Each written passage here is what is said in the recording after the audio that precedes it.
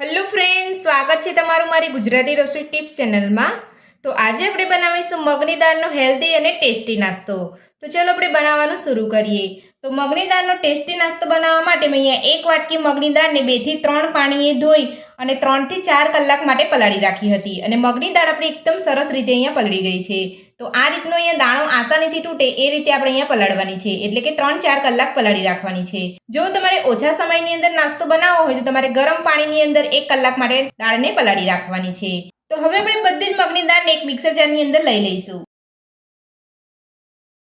તો આ નાસ્તો ખાવામાં તો એકદમ ટેસ્ટી લાગતો હોય છે અને ખૂબ ઓછા સમયની અંદર બની જતો હોય છે. તો આ નાસ્તો તમે બાળકોને લંચ બોક્સમાં પણ આપી શકો છો. તો બધી જ મગની દાળ આપણે અહીંયા મિક્સર જારની અંદર લઈ લીધા પછી હવે આપણે તેની અંદર 1 ઇંચ આદુનો ટુકડો ઉમેરીશું. સાથે જ 6 થી 7 લસણની કળી ઉમેરીશું. તમે લસણ ના ખાતા હોય તો સ્કીપ પણ કરી શકો છો. સાથે જ 2 થી 3 લીલા મરચાં ઉમેરીશું. તો મરચાંનું પ્રમાણ તમે તમારા ટેસ્ટ પ્રમાણે વધુ ઓછું કરી શકો છો. સાથે જ અડધી વાટકી જેટલું પાણી ઉમેરીશું. તો સામટું વધારે પાણી આપણે નથી ઉમેરવાનું. હવે આપણે મિક્સર જારનું ઢાંકણ બંધ કરીને બધું સરસ પીસી લઈશું. તો બધું જ આપણે અહીંયા પીસી લીધું છે. તો હવે આપણે એક વાસણની અંદર કાઢી લઈશું. એકદમ ઝીણું પીસવાનું છે, આપણે અહીંયા મોટું મોટું નથી પીસવાનું અને સામટું પાણી પણ નથી નાખવાનું. આ રીતનું જ ખીરું બનાવવાનું છે. તો તમે જોઈ શકો છો આપણું નાસ્તાનું ખીરું એકદમ સરસ પીસાયું છે. તો હવે આપણે તેની અંદર કટ કરેલા વેજીટેબલ ઉમેરીશું. તો સૌથી પહેલા આપણે ઝીણી સમારેલી ડુંગળી ઉમેરીશું. ઝીણા સમારેલા ગાજર ઉમેરીશું. સાથે ઝીણા સમારેલા ટામેટા ઉમેરીશું. સાથે ઝીણા સમારેલા કેપ્સિકમ ઉમેરીશું.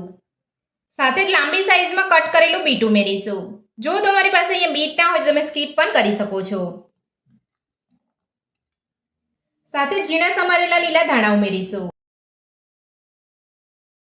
સાથે જ સ્વાદ પ્રમાણે મીઠું ઉમેરીશું. બધું સરસ મિક્સ કરી લઈશું.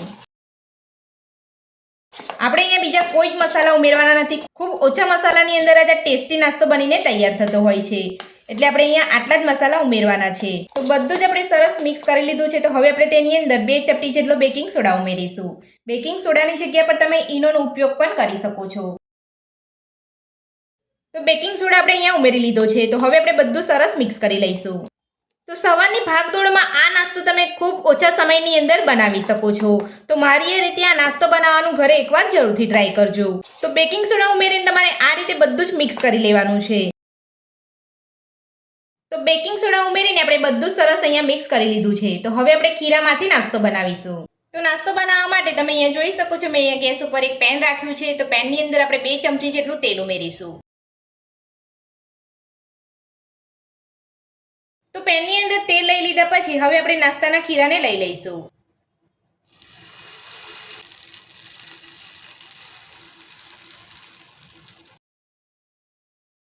તો આ રીતે ખીરાને લઈ અને પછી ફેલાવી લેવાનું છે. તો નાસ્તાનું ખીરું આપણે અહીંયા એક પેનની અંદર લઈ લીધું છે. તો હવે આપણે તેને ઢાંકીને ગેસની મીડિયમ ફ્લેમ પર 5 થી 6 મિનિટ માટે થવા દઈશું. તો નાસ્તાને ઢાંકી અહીંયા 5 થી 6 મિનિટ જેટલો સમય થઈ ગયો છે. તો હવે આપણે ચેક કરી લઈશું. તો હવે આપણે નાસ્તાને પલટાવી લઈશું.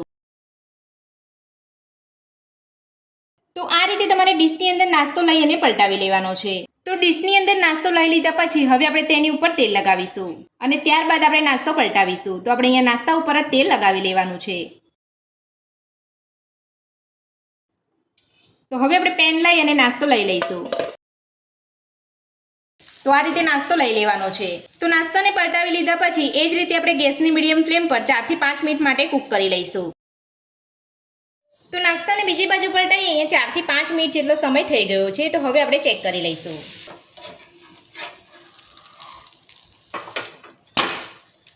તો તમે જોઈ શકો છો નાસ્તો આપણે અહીંયા પલટાવી લીધો છે અને નાસ્તો આપણે એકદમ સરસ અહીંયા કૂક થઈ ગયો છે અને મગની દાળનો હેલ્ધી નાસ્તો બનીને આપણો તૈયાર છે. તો હવે આપણે નાસ્તાને એક ડીશની અંદર લઈ લઈશું અને નાસ્તાને ઠંડો થવા દઈશું. તો નાસ્તો આપણો અહીંયા સરસ ઠંડો થઈ ગયો છે. તો હવે આપણે નાસ્તાને કટ કરી લઈશું.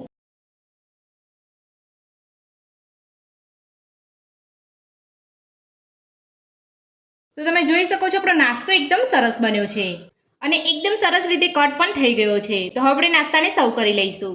તો મગની દાળનો હેલ્ધી અને એકદમ ટેસ્ટી નાસ્તો બનીને આપણો તૈયાર છે અને આપણે એક પ્લેટની અંદર સર્વ પણ કરી લીધો છે. તો મારી આ રીતે આ મગની દાળનો નાસ્તો ઘરે બનાવવાનો એકવાર જરૂરથી ટ્રાય કરજો. તો મગની દાળનો ટેસ્ટી નાસ્તો બનાવવાની રીત તમને મારી કેવી લાગી મને કોમેન્ટ બોક્સમાં કોમેન્ટ કરીને જરૂરથી જણાવજો. આજની રેસીપી પસંદ આવી તો વિડીયોને લાઇક કરજો, ચેનલને સબસ્ક્રાઇબ કરજો, તમારા મિત્રોને જરૂરથી શેર કરજો.